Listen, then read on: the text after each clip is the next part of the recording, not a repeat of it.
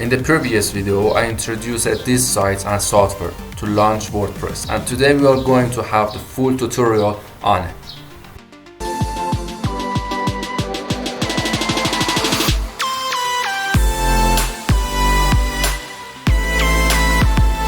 After downloading and installing the software, that is like the rest of software, we enter the app and start with this page. In the middle of the page, we click on the create new site.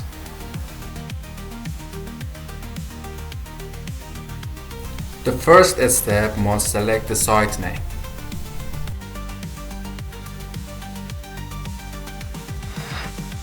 You can customize your site hosting address through this option.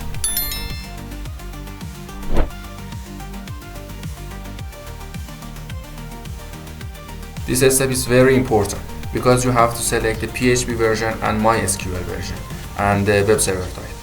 You can continue to default without change, and you can change the setting.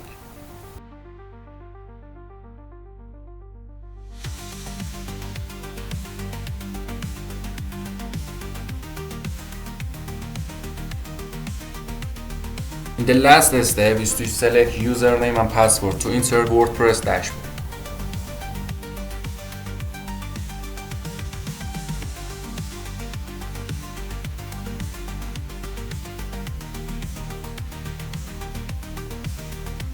From this section, you can select your site language and type of site.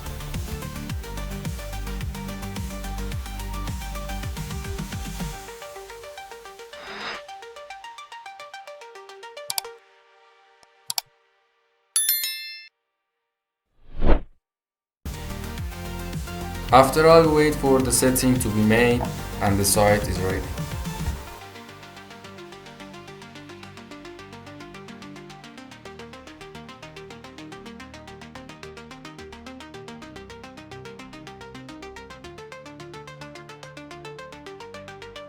After completing this step, you can enter the WordPress dashboard.